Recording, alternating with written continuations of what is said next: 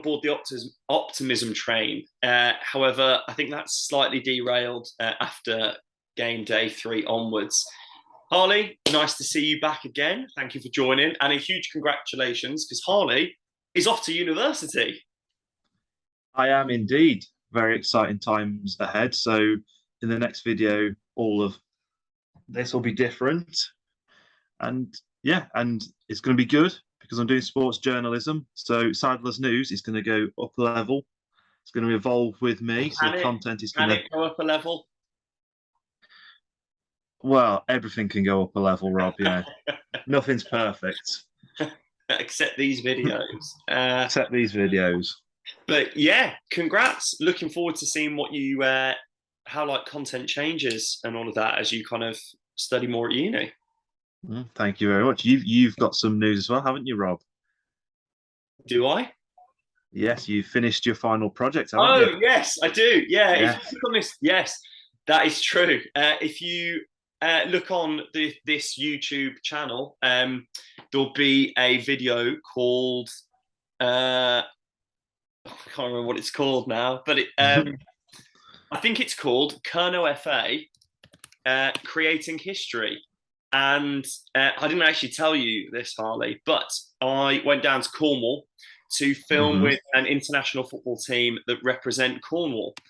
And it's all about their journey to the Europe. It was Kerno FA Creating History. Nice.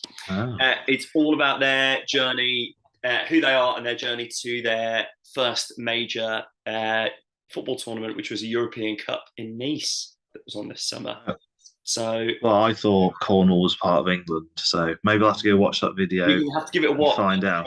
It's for an independent body that's separate to FIFA, and they allow sort of regions to compete on an international level, which is quite cool. Anyway, that is all by the by. We're here to chat about the mighty Walsall FC. Or the incredibly frustrating Walsall FC, which I think has been the tone really since the opening day. I think even the second match against Newport, it wasn't the best performance, but we still ground out a win. But it seems that the performances now, even if they're good or indifferent, don't seem to get anything other than maybe a point.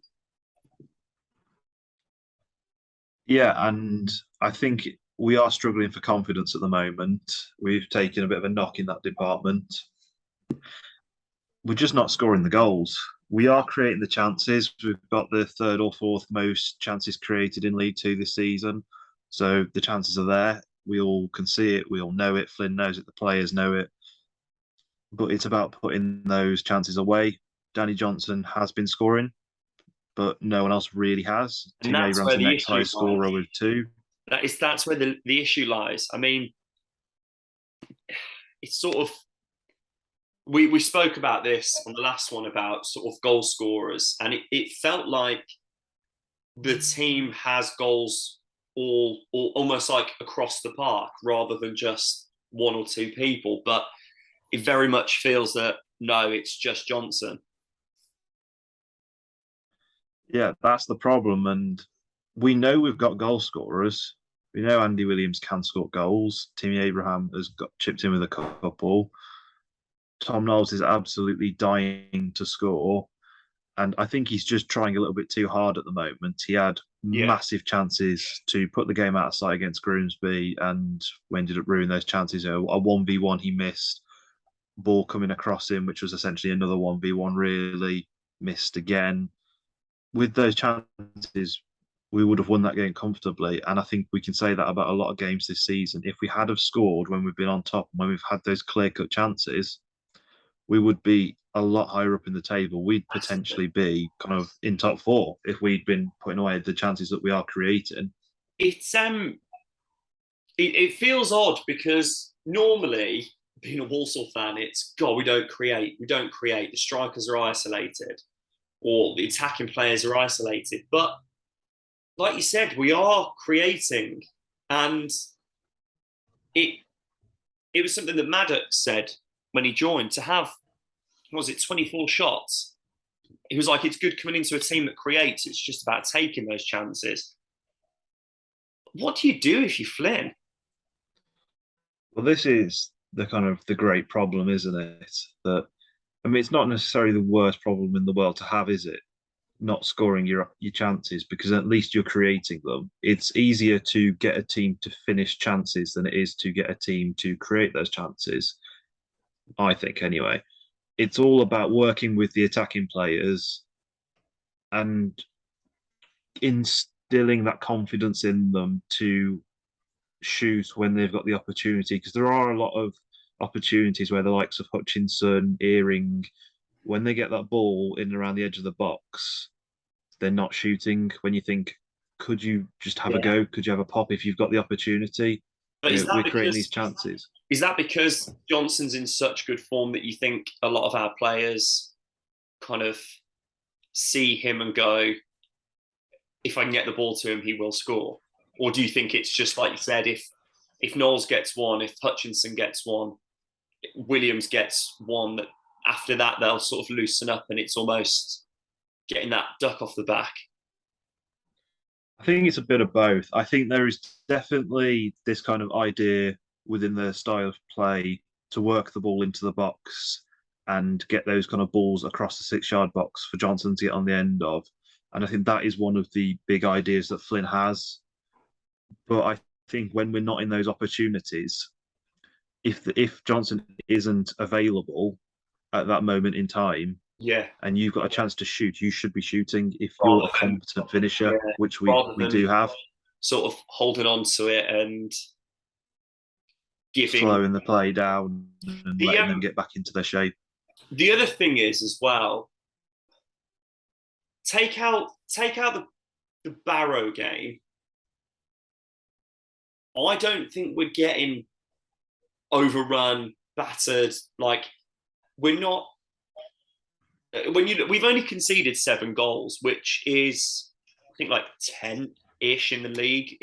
Yeah. We're fairly solid on the goals conceded front, but it's that thing, isn't it? That I think we're still just lapsing in concentration at times at the back. Mm. And it seems that when we give a chance away, other teams score. Yeah. I think the phrase I would use is that we're the architects of our own downfall. That's a much more poetic way of saying it. Yeah. But because if you look at Barrow, the first 15 minutes, 2 goals conceded from 2 throw-ins. Look at Grimsby, 2 goals conceded because we essentially down tools in defence. If you look at Stevenage, there was 2 points dropped there because we didn't sort out our defence in the last minute of the game.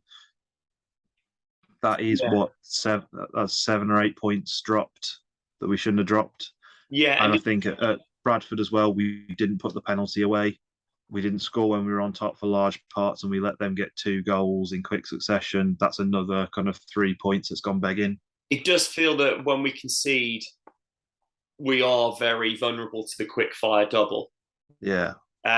Which is a concern. That's the only thing that I have concern wise defensively. But I'm not going to kid ourselves and say that we're never going to concede chances. They're League Two defenders for a reason. But it does feel that when we kind of let one in, that we are susceptible, like you said, to the knock-on effects. We're architects of our own downfall. But it's frustrating because you look at Bradford and a lot of their fans have come out in the last couple of days and basically said the best team lost. Yeah. And like League Two fans don't come out with that unless it's quite obvious. So are the signs there that for you we can be looking at sort of top half, top 10 this season? I think we have been unlucky, and I think we have a good squad. I think we have a good system, and I think eventually our kind of luck will change. And we have to remember we were incredibly unlucky to get knocked out of the Carabao Cup. Yeah. It was, wasn't it, by Charlton? We should have had a goal there. We were the better team on the night. Things like that have gone against us.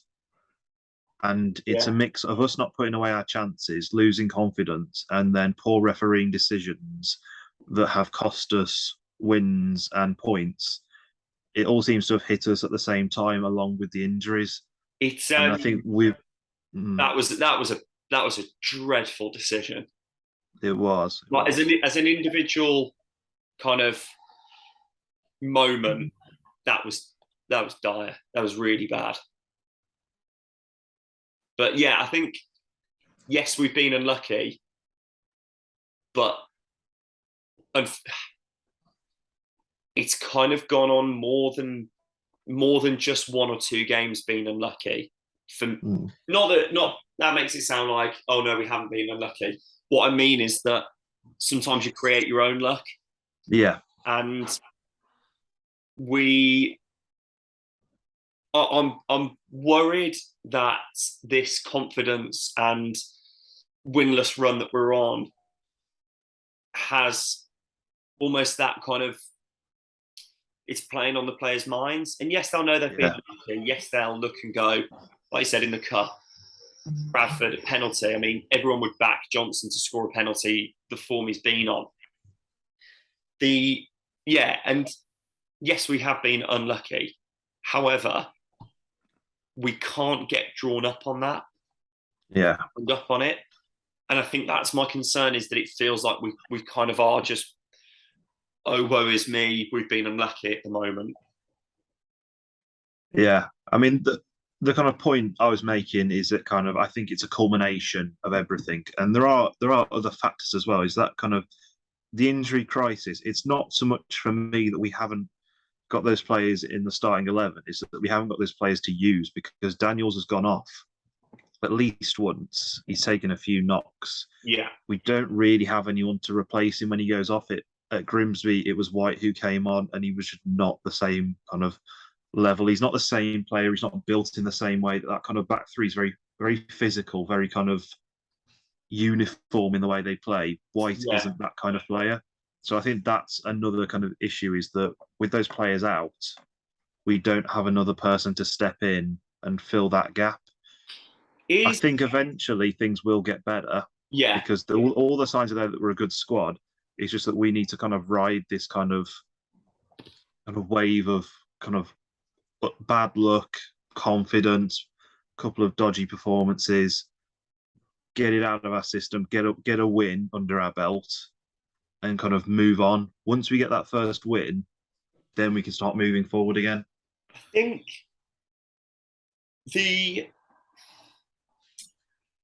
a lot's been made by the fans and on social media about that comment about that Flynn keeps going back to, about the 5 players that are out. We're never going to go through a season without injuries. It's football. We had the 2 long-term ones that he knew about, and that really a squad's been built around the fact that they're out until months down the line.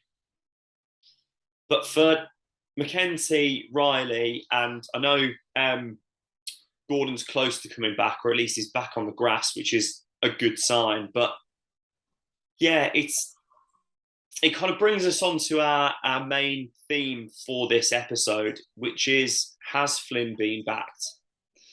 And we haven't spoken about this. We mentioned that it was going to be our kind of thing for this video, but we haven't given each other any indication of what we think. So I'm very intrigued to see what you think to this, Harley. What I'm going to do first is I put out a tweet to see what the public thought. Rob's idea. Yeah, we like to bring some stats to this show. Yes. So I asked all my followers, the many millions that there is, do you feel Flynn has been backed? I think this broke Twitter, didn't it? The amount it did. Yeah, that's probably why it was only 160 votes, is because it crashed Twitter, so no one else could vote. Otherwise, we'd be talking millions. Yeah. 81% of people believe he has been backed. Only 19% of people said no. So do you want to go with your opinion first, Rob? Do you want to say what you think? Because I think we disagree on this. Oh, okay. So I'd like to say that my opinion has not changed with the statement that was made on Friday. Okay. I think we spoke before, and my opinion after reading that has not changed at all. And I think he has been backed. Okay. I think he's been backed as well. I was thinking that Oh, you were going to think he hasn't been backed. It's now I interesting thought, with the yeah, I thought you'd be like, no, he's not been backed. well, that's very weird. We both agree, Yeah, Rob. it is. Yeah, I don't First time like for this. everything. My reason for it is that from day one, Travella have said that they aren't going to put the next 10 years at risk by just blowing a load of cash on this season. And I completely agree with that. We've seen a lot of clubs that have chucked money at it and it has gone very bad very quickly. However, even before Monday with the two that have come in, no one can say that the 17 that we've brought in, yes, 3 of them have picked up injuries, which is really unfortunate. But I think if you take that out, and even if only 1 or 2 of them, I think if you had Riley or Gordon or Mackenzie in, I don't think there'd be the concern there as much. The fact that we've got the 3 alongside such a key player like Wilkinson and then Labadie, it feels like he hasn't, but I think he has. I think they have been very practical with it. They've been very pragmatic. They have got a lot of deals done, and also we were I think we were incredibly unlucky on deadline day. The rumours about Harry Smith weren't just rumours. We had the paperwork, and Orient had got the tweet ready to say that he'd gone to us. And when they actually announced that he'd gone to that he'd left, it was a photo of him at Walsall, and it said that he'd gone to Walsall on their strap. Yeah. Like, that's not just. And the other thing is, he's gone to Exeter. If you're a footballer, it doesn't matter what level you're at. If a team from the league above comes in for you, you will want to go there. Yeah. And also that says a lot about the type of player that he is. Interestingly, when Orient were going under a bit of a rough spell under Jacket, the Mrs. family was saying that Smith needed someone like Johnson up top with him, because Johnson is a big physical guy, and to have someone that's your fox in the box and a bit of a poacher, they felt that the two of them would complement quite well together.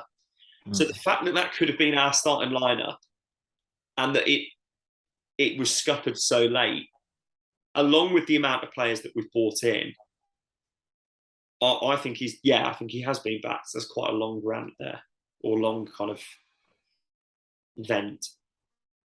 I agree. my take on this is that I think a lot of people are a little bit bemused by the fact that we've talked about marquee signings, and then it looks like we haven't made them because we haven't come and pulled a star striker or a massive name from League One, or like a massive name from another League Two club. What we've done is we've bought players who could be marquee signings. It depends how you value them, really. Yeah. Beauty's in the eye of the beholder and all that good stuff. Yeah. So we won't know until we know whether they were or weren't. But we've got a lot of players. We've brought in a lot of good players for a start. We got rid of a lot of rubbish. We got rid of a lot of deadwood. We can't just keep signing and signing and signing players. Travella don't have that much money. We aren't Stockport. We aren't Salford. We can't compete with them. And we have lost out on signings. That's important to remember, is that we have lost out on a lot of our targets because we simply can't compete financially. Not because we haven't got the money to compete. It's that we haven't got the money that Salford and Stockport and whoever else have in this league. Yeah. They have League One budgets. We do not, because we're not going to blow all our money. And that's a very good way of looking at it. And Triller are doing the right thing.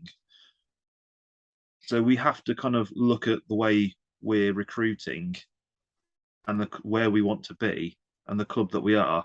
this is the way to do it. Yeah, I And think, we do have those three players out, so that feels like that's three players we haven't signed, to be yeah. honest. And And when they're you look back, at that'll feel like we've got actual three signings. and you look at Gordon. I believe he can play on both wing back roles, although I think he's predominantly on the left. Then you've got Riley. Riley for me is the key one that we're missing because he is so versatile. And I Yeah, think it's that versatility that we spoke about in the last video about being such a positive to the recruitment that when you miss someone like that, it's like, well, he can play left wing back, right wing back, anywhere across central midfield in any really of the holding, box to box, or slightly more advanced central midfield roles. He can play all of them. And to not have a player like that, like you said, Mackenzie looks like he's going to be quite a physical defender that really you can see what the plan was. You have your main three with White, who can kind of come in when needed, play the cut matches, play at wing back if needed. But then Mackenzie is almost the second choice to those yeah. three. And the fact that he's not there is a big loss. And through something that is not the club's fault at all. So I think Yeah. I I mean I don't, to be honest, we've been with the amount of players that have come in and out and all of that. I'm struggling to remember if we were clearly linked with anyone else like we were with Harry Smith that was confirmed. But yeah, we will always miss out on players. But I think we've got the squad depth rather than having the gap between the first 11 and the reserves. And that's what I like. But that's where I think also it's slightly underwhelming that, like you said, there's not the big marquee signing that people go, wow. But do you think it is more important to have that marquee signing, someone who you know is brilliant at this level, and Um, potentially forego other players like we did last season? So bringing in like a Month and a Labadie and a Wilkinson, who were kind of League Two kind of top players, but then we were bringing in people like Zach Mills and Stephen Ward. So we'd kind of foregone other positions. Whereas this yeah, year I we've think got a better balance. I'd rather have the balance, and Yeah, especially under Flynn, who he's that's what he had at Newport, and that's what worked at Newport is he had a balance and he had a team. And I do think that the other thing is we probably will have there will be more marquee players. Like, let's face it, I know I don't. Please don't think that this is someone we were linked with because we definitely weren't.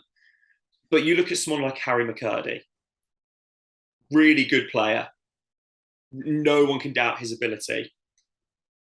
Would walk into most League Two teams with his ability, but he's just such a bad apple that you don't want him. Now that's quite an yeah, obvious example, but there's going to be other players that I'm sure are top footballers that are upper League Two, lower League One standard. Sorry about that. That um, that Flynn will have kind of turned away because of attitude, fitting in with the team, all of that, and I respect that.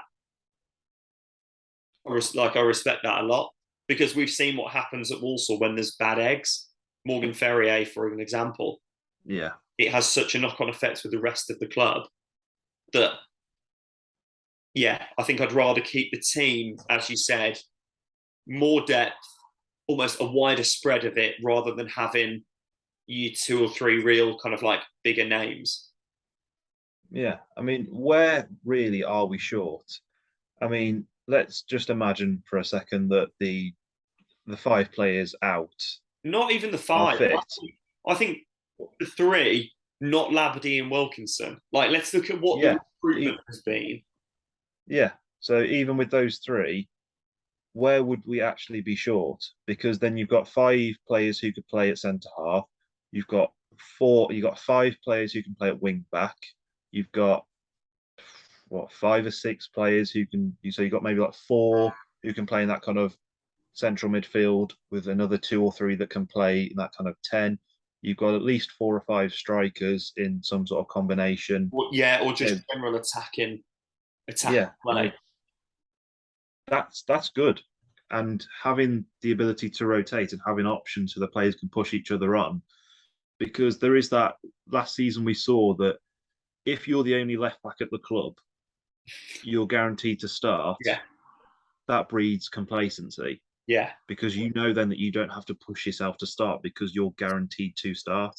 yeah. Whereas when The fact that when when you're the Alan only is left back at the club and you still finish somehow third in the who played at left back behind yeah Tyree Shade and the game that Osadibi played at left wing back, like mhm, it's yeah, and I think that's where this season we've actually got square pegs for like square holes. Like it's yeah, and I think when Gordon comes back, he's going to push Taylor Allen harder, and they're going to push each other to get the starting position. We've seen that with White and Bennett. Bennett's yeah. all of a sudden taken over that starting role. They're pushing each other on, and that is better than having a better player who is guaranteed to start. Um, obviously recruitment works both ways. There's obviously a few players who've left. Is there anyone from the summer that you go, well, could we have kept them? And then what were your thoughts on um, the very short loan spell of Flynn Clark, but yet even in it featured more than Christian Bielik? I do, was there anybody from last season who I would have kept? The only person I'd have probably been interested in keeping would have been Kiernan Yeah, because I get why we've sent him out on loan because Flynn's just not a big fan of how he plays. He doesn't really fit the system, but I think he could have been a good utility man, and I don't think he's a bad option to have. But no, if I he don't. if he wants, but I think it's a case of he wants to start every game, Which is and completely understandable. yeah, and Flynn can't offer that. And then if we move on to Flynn Clark quickly, I'll be honest, I don't really care. He wasn't that impressive. He was he was third, fourth choice in his position because I think Mayer surprised a lot of people. He wasn't really going to play. If it allowed us a little bit more budget to bring someone else in like Maddox, then yeah, we'll Yeah, I mean, send him back. I can't imagine we were paying much, if anything, for him. But Yeah, more importantly, it frees up that loan space. yeah. I mean, it's no skin off our back really to Yeah, send him back. I'd actually much rather that happen Yeah. because I mean, ultimately, it's decisive rather yeah, than letting him just fester at the club. yeah, it's not fair on him.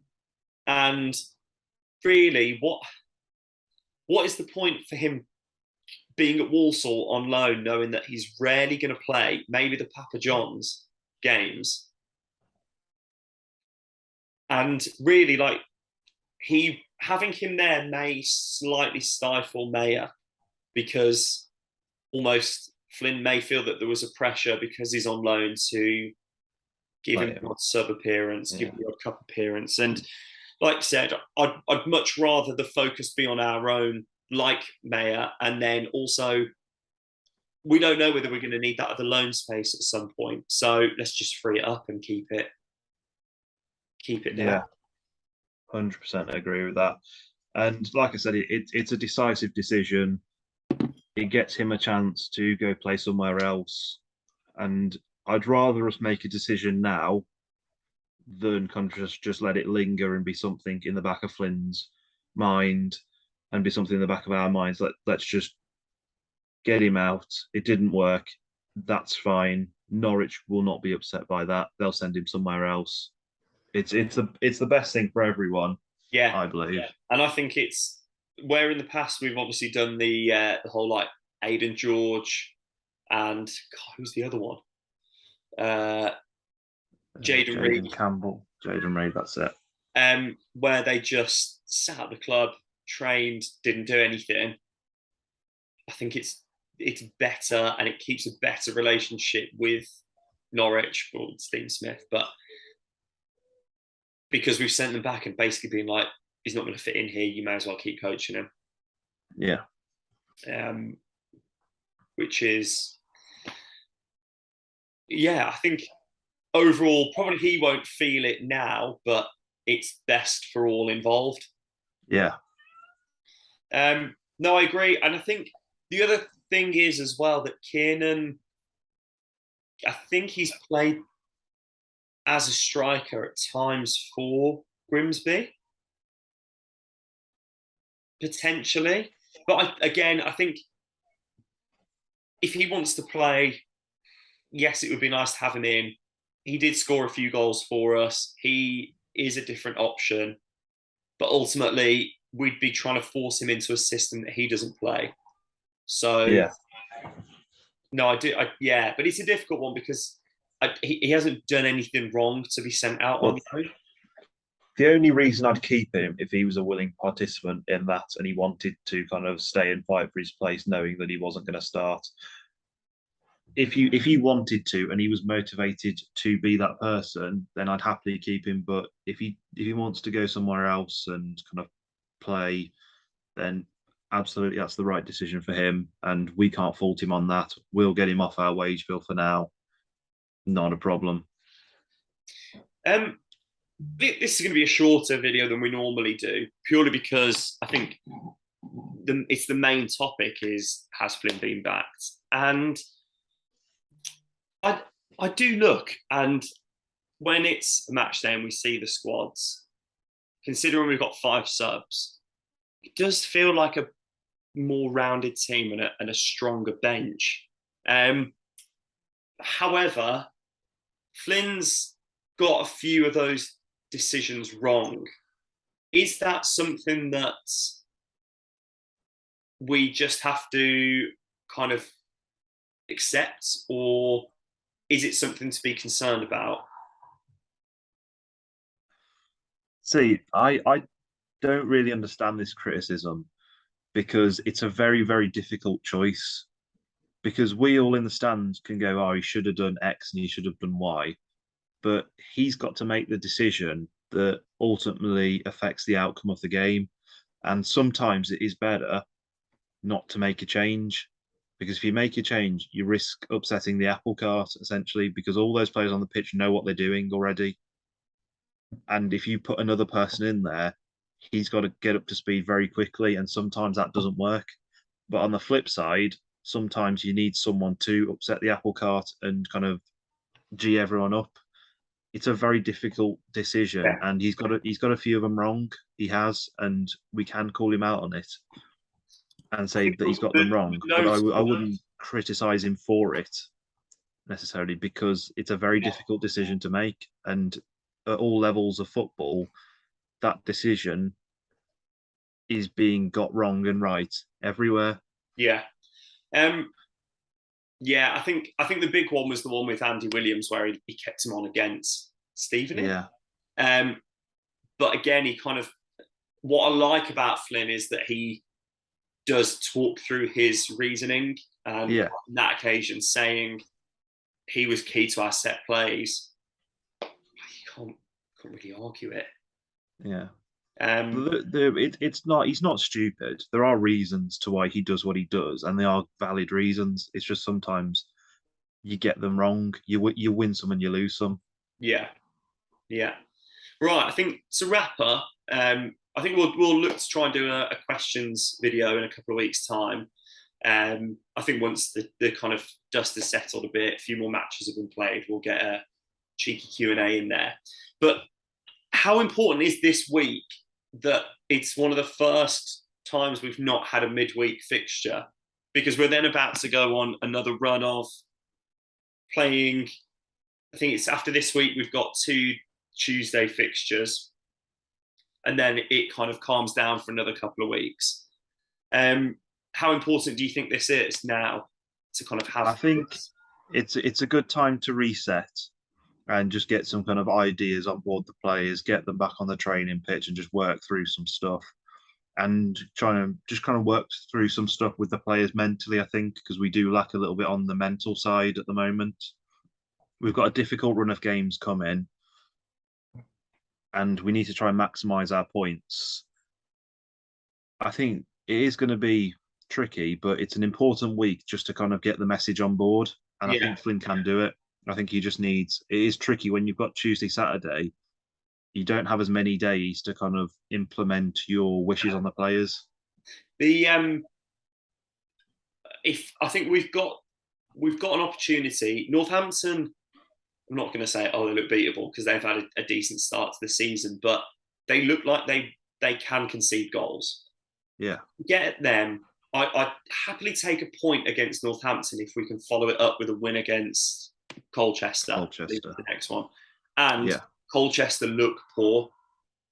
Mm. They've not hit the ground running at all, and really, that is the game to get some confidence back.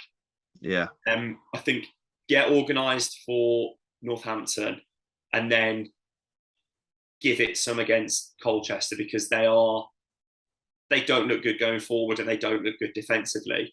And really, there's not going to be a better team to play at this moment in time because we don't have Rochdale for. Oh well, we've got Rochdale at the end of October, but it's the sort of games that we've got to win. And we need to go into the game against Orient full of confidence, and if we can go into that game beating Colchester, that will do us the world of good, and it'll give us a real chance. Please, I do not want to be in this situation where Orient are constantly top of the league. It's not a good one at the moment. Who are your players that you think are the key ones for the team? Who really needs to have a bit of a better month coming up? I'll tell you what we'll do. Should we do kind of 3 players that we think are key players and 3 players that we think should improve? Yeah, that seems like a nice let's number. do that. Yeah. So I think my 3 players who I think are key to the team right now, I think Danny Johnson is one. I think his goals have been winning us games. I think that's a given. The other one I would go with is Peter Clark. I think he's been exceptional at leading the line in defence, even though he's not the captain. He's still leading the line. Yeah. Well, it's experience talking, isn't it? It's Yeah, and he showed that at Newport with his experience. He made like 5 clearances off the line or something like that, something ridiculous. Yeah, he was absolutely invaluable. And then the other one, someone who maybe doesn't get as much praise. I'd say Brandon Comley. I think he's been really underrated. I know a lot of people do kind of say he's been good, but I don't think they see quite how good he has been at kind of being that kind of destroyer, breaking down other teams and kind of putting the pressure on them and winning the ball back for us. And he's kind of been doing what Kintella's been doing for years, but a little bit better in a way. Yeah, I am. I mean, you took my 3, so I'll go with the 3 that need to improve then. Okay. First and foremost, my boy Hutchinson, sort of, has sort of kind of summed up. Like he's sort of encapsulated Walsall's season in his own performances. Sort of just slowly declined. I think I'm hoping that Noel's arrival will give him a bit of a kind of boost and kind of, like I said, rock the apple cart a bit. My next one, I feel bad saying it because he's only really played a couple of times, but is Knowles. No, that's fair. The reason I'm saying it is because he's had the opportunity to not just get on the score sheet, but win us points, get a couple of goals, and I think for me, I don't mean it as he's been crap, but I think it's clear to see that there's a real player in there, and it's not a slight on the player that he is. It's just that he needs a goal, and then once he gets that goal, he'll just keep scoring. But I think he's just working a bit too hard trying to get that first goal. Yeah, and then finally, it's Timmy Abraham. Okay. Because I just don't think he's been as effective as he can be. And I just think that it's putting pressure on Johnson, and I think Abraham needs to sort of just take a little bit of that pressure off by chipping in, playing kind of playing on the front foot a bit more, and just using his energy better. See, I think I might disagree on this. Ooh, are you going to say Williams needs to?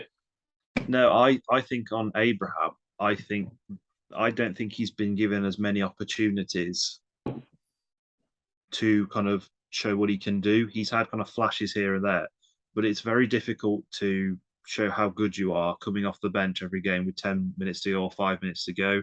And I think that is a factor in why he hasn't flourished, but he was never going to start games. So I think there is an aspect of that to it. I think there is definitely room for improvement with him, but I don't think I think there's other players who could improve more. I mean, I can give you my one. My other point for it is that Johnson will start every game, but Williams won't. Yeah. But I think Knowles has been playing at striker alongside Johnson, and he's been doing a good job. Yeah. I think that's what's kept Timmy out of the team. But Knowles is like, Knowles should be playing in behind the two of them,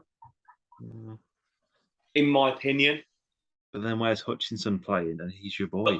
But I know he is. I know he is. But for me at the moment, Knowles has, despite not scoring, shown a bit more about him. And then I think it defines roles more. Yeah. So it means that you've got your strikers, you've then got your attacking midfielders, you've then got I just think, I don't know, I might be wrong, I might get slated for that, but I think I'd play Knowles behind the two, which I think may help him as well. Because if he's playing slightly deeper, he's not got the I am the goal scorer, which might relax him a bit. I think I don't mind him at striker or at the 10. I'm really not too fussed. It may even be that Cashman starts up alongside Johnson. Like I think it's obviously too early to kind of tell what he's about. Because I think Knowles, he does have the mobility to be that runner and to kind of do the work that Johnson doesn't do. So I think there is an aspect of, I think that Knowles has a lot of the same qualities that Tim Abraham has. And I think. But for me, the likes of, like, if you've got someone that's like that deeper, they can, because he's got that physicality, if play's being built up on the left wing as that central attacking player, you drift out and effectively play at left mid. You do the same at right mid. If it's through the middle, you float more. Yeah. Meaning that we've got the two strikers in the box or in more attacking positions. At the moment, I don't think we're doing that properly. And I don't think that, like, I think Knowles almost kind of trying to do that and run the channels, but from a striker role, which is why I'd say play him deeper. But then again, is Abraham going to try and do the same thing if he's put? Yeah, I mean, it is a tricky one. I see where you're coming from, though. You do have a point there. I think it is a tricky one to know who to partner Johnson with, and I think a lot of it will come down to the games that we play. It's kind of horses for courses in terms of who we're playing. Which is why I think Smith would have been such a unique signing. I mean, 6'5"? Yeah. Like, it just would have. It's another kind of string to our bow. Yeah. The only other thing with that, though, is that we do like a bit of route one, and having a 6'5" striker will only encourage them to go route one. Yeah, but at least we'd have someone that can win it. That's true. Yeah. So they're George Miller. Yeah. So who was your needs to improve? Mine was Hayden White. Ooh, yeah. Mm. I think he's been a bit crap, and I don't think he's getting the kind of, I can't remember what the word is, the opposite of praise, criticism. That's it. I don't think he's getting the criticism that he deserves because in this system, you look at Bennett and you look at Allen, they're both very progressive wing backs. They're making those kind of diagonal runs inside, they're overlapping, they're getting balls into the box. Hayden White, he's not a wing back, he's a right back. He He's either a right centre he's back had or a right spells back. where he's had spells where he's been like last season. He had those glimpses of being the attacking fullback. Mm. Like he got I don't know how many assists off the top of my head, but he was getting up and down the pitch a lot more. See, my problem is when I watch him, and he does this every single game, and it's so annoying. And it's something that Bennett doesn't do. When we're in the attack and the ball gets given to White, he slows right down, or he Yeah, stops, yeah. or he kind of he gets to the kind of, if you can imagine the 18-yard box went across the pitch, he gets to that kind of line and he stops and he has to look at the picture of what's going on around him and then do something. Which a And lot it's of the time so frustrating ends up because being stop, turn. No, I can't go forward, so now I've got to play back. yeah, and any good creative player doesn't need to stop because Yeah, they've got the ball at their feet. They know what's in front of them. They're looking up. They're looking at runners. and everyone It's knows where all in one Johnson's going to motion. be. Johnson's only Yeah, going to be in one spot. yeah. And I think White has the defensive capabilities, and I will praise him on the fact that he's made some good tackles. He's made some good recovery runs, but his first touch has been poor, and it's that thing that really annoys me. Just the stopping. Just stop stopping. You think as well that he's almost been. I mean, he never was a centre back, but he did put in some decent performances at centre back at times. Do you think now that we've got three proper centre backs in, and that they are playing as three proper centre backs together, that he's almost been found out in that role too? I think that's an element of it. I think that, like I said earlier in the video, I think those three centre halves are very uniform in the way that they are. They're kind of, their stature is similar. They're all reasonably tall. They're all reasonably well built. None of them are incredibly fast or technical on the ball. They're kind of just a bit like a kind of, someone's just spawned in three of the same person essentially. Like they have their kind of differences. Yeah, you've got kind of Mont's a bit kind of bit chonkier and he's left footed and stuff, but there's not a huge difference in them. That sounds Whereas like an insult, but I know it was meant as a compliment. yeah, I don't think White, he's not built like that, and he can be utilised as a right centre back if he's kind of pushing out and filling in that right back role as the wing back bombs forward, and we saw that last season. But I don't think we necessarily need it, and I think I'd rather just have the kind of Yeah, but it the goes archetype centre back we've got. back to the whole thing. If McKenzie and Riley were fit, White probably wouldn't be playing anywhere near as much as No. he has, because I think Riley would probably be one of the right wing back options, and McKenzie would be Yeah, the next centre back, which I know yeah, you mentioned earlier. But it's difficult, and I think I really hope Gordon is fit to play soon. I yeah. doubt if he's got. When did he get back on the grass? Was it It's Friday? been this or last week something. Yeah. Yeah, he might be able to make the bench, but it's I still do think though that everyone wishing Gordon back fit, I do feel like that does do Alan a bit of a disservice because he has done a very good job. it's So I feel like we should recognise the fact that Alan has been really good yeah, but at it's left the wing depth. back. I think that's what. Suddenly, if you put Gordon on the bench, or if he's starting and Allen's on the bench, suddenly bench looks better, and you've Yeah, got options yeah, to change it up. And really, you can tell whoever's starting you've got an hour to just don't stop running, or 55 minutes, don't stop running, and then we can swap it and bring the next one on. It's the beauty of 5 subs. Yeah, But 100%. like I said, I don't know what the time scale is, and for Riley, I don't think anyone knows either. But hey ho. Quick thought on the new signings. Leandro. Sorry, I mean the Dan has a special. Yep. Yeah. Makuna. Yeah. 17. He could be one for the future. No, not really any skin off our back to give him a go. Yeah. Maddox, can't confess to know a huge amount, if I say the word right, about him. I know that he won the under 2017, no, the under 17s World Cup. I'm having a real problem. Yeah, you are. Yeah. Yeah. There's probably some vodka in this. Yeah, absolutely. Yeah. Yeah. Getting ready not for really. you. It's vitamin water. If anyone is watching. No, you won the under 17s World Cup. Yeah, you had like Reece James and players like that in that squad. So it was a good kind of team he was in. He's come through Chelsea, so obviously he's got pedigree at youth level.